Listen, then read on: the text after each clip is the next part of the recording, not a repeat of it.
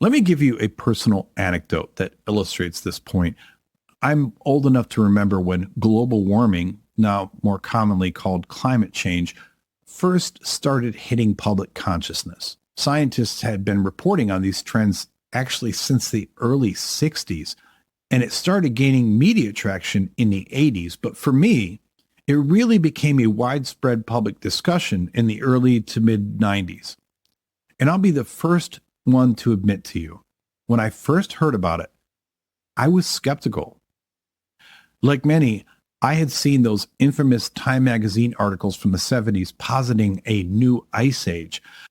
I'd seen other sensationalized popcorn reports in the media about scientific trends that were poorly reported and later reversed. So I had a healthy degree of skepticism.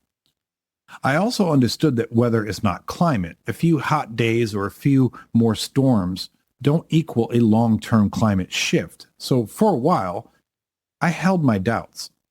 But there came a point by the late 90s where I realized that I was swimming against an increasingly overwhelming tide of scientific consensus. It wasn't just a few reports or a couple of published papers, it was a scientific consensus, not only that the globe was warming, but that it was largely man made. If you doubt this, do your own research. It's not hard to find the vast majority of scientific bodies agreeing on this matter. When I realized this, yes, I did more reading.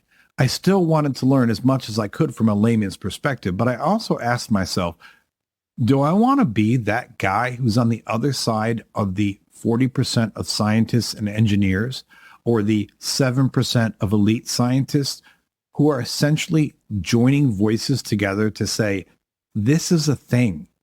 The data is becoming overwhelming. And if you're not seeing it, it's because you're not paying attention.